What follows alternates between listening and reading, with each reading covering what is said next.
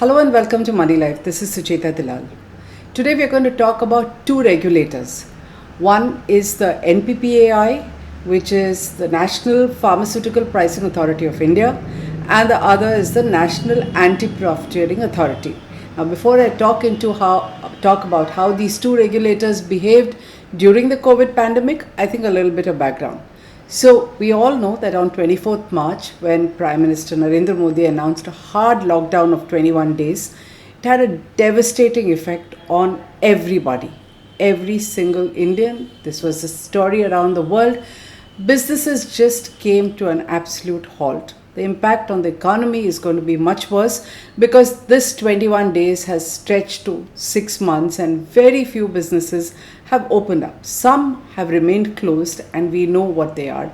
Among them are restaurants, movies, theaters, malls. These have no sign of even opening. Now, most countries swung into action to find ways to revive businesses, put them back on their feet, and help them because businesses are the ones that generate employment, that keep the economy ticking. We have not been able to do much.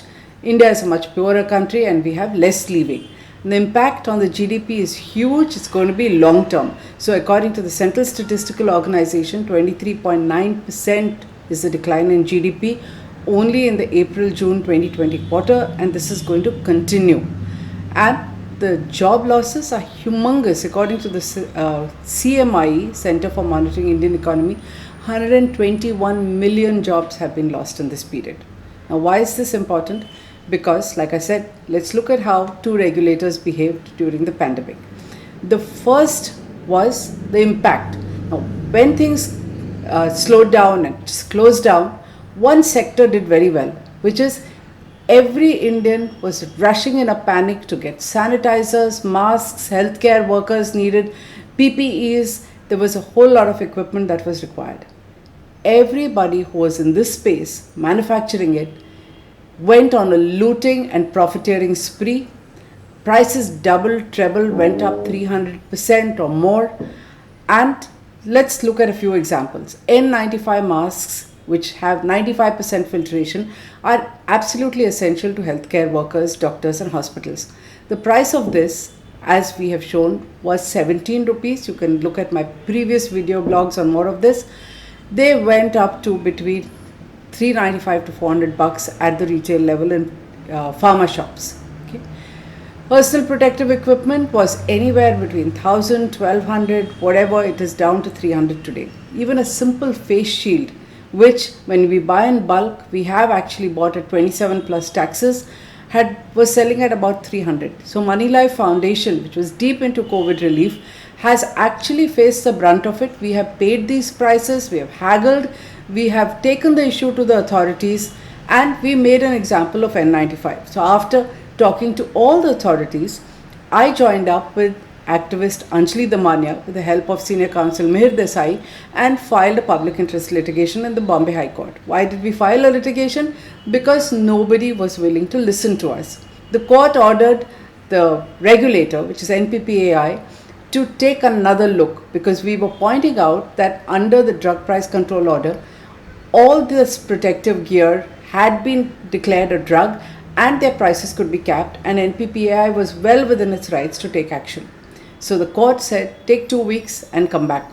What did NPPAI do?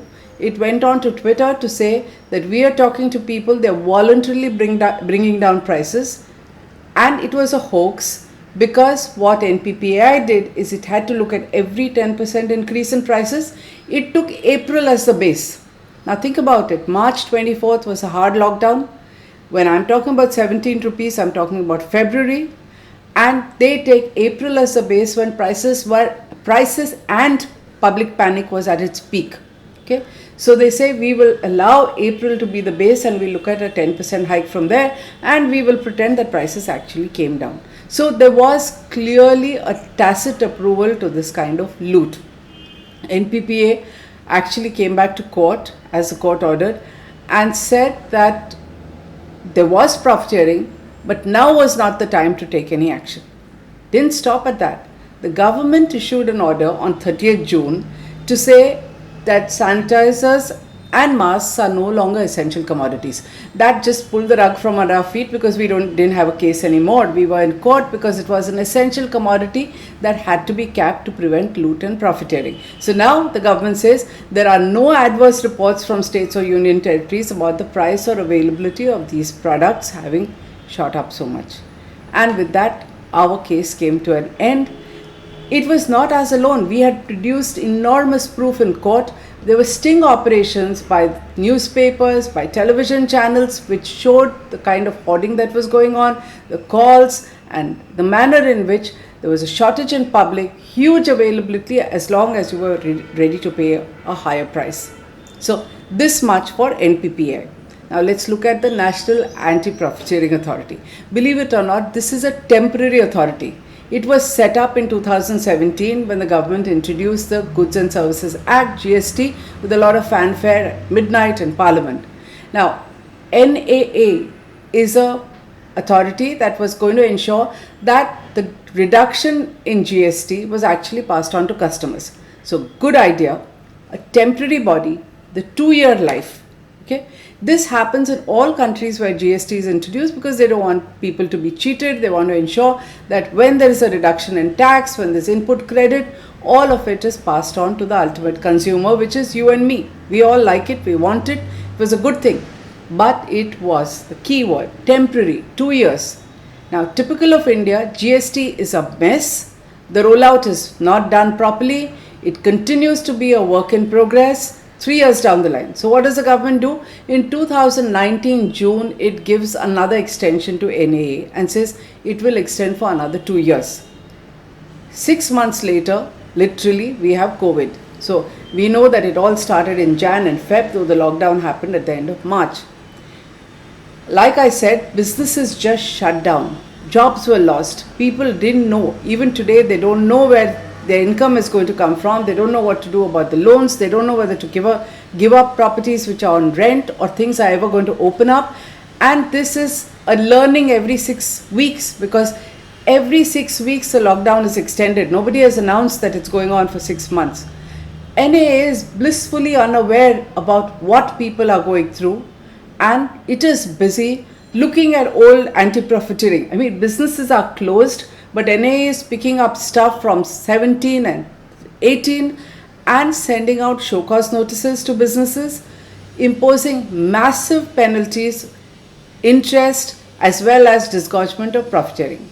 Now, what happens is people are not in a position to pay. Nobody is asking them. Remember, Government of India has only given a moratorium to businesses. What does a moratorium mean? That you will pay your interest after 3 months. With interest and interest on interest. This issue is also being litigated in the Supreme Court. So the government has done nothing to help businesses to come back to their feet, and yet you have a temporary body, which is the National NAA, which is unleashing this complete chaos on industry. So they have sent out these notices to all the big companies. Imagine PVR cinemas shut. Like I said, theatres are shut, but PVR movie theatres, which has been zero revenue for 6 months, has got an order on 20th August to pay up. Patanjali Ayurved had to pay 75 crore. It went to court. The court said deposit the money, maybe not the interest and penalty, but you have to deposit it upfront. Now, all kinds of major multinationals like Hindustan Lever, Jubilant Foods, which makes pizzas, Reckitt and Benckiser, Johnson & Johnson, Philips India, all of them have received notices and have to cough up. The tragedy is that it doesn't stop at this. They have gone after the Subway franchisees. Now, franchisees, the Subway may be a big international name.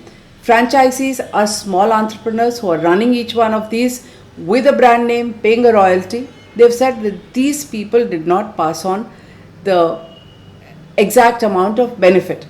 As you know, there was a big chaos in the restaurant business about AC, non-AC. Then the government reduced GST to 5% but said we will remove input credit. So obviously there is a whole issue about how input credit and the impact of it is calculated. NAA has a version. The Subway franchisees have another version. could well be that a couple of them may have fudged and cut corners. That is India for you. We are a corrupt country. But they have gone after franchisees all over the country and asked them to pay up huge amounts of profiteering when their business is closed.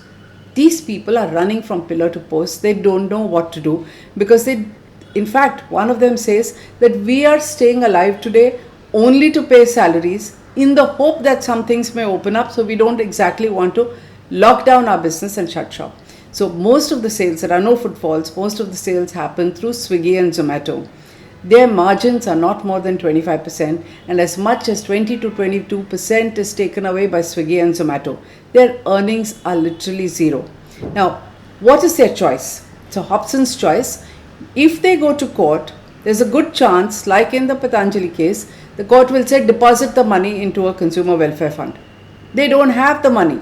They don't have money to pay interest. They don't have money to pay rent. Or litigation in a court takes forever. You want a good lawyer, it costs a lot of money and it drags on. But my point is there a time and a place to pursue something like this? Are these people important to our economy? Is job creation even important to us? There have been cases where two franchisees in Rajasthan and Maharashtra were found guilty of profiteering. The Delhi High Court has a 7 lakh is a small amount. There have been people who've got notices of 80 lakh, but the Delhi High Court has asked someone to pay 7 lakhs, waived interest and penalty. Now, the impact is, like I said, devastating and it can't go on.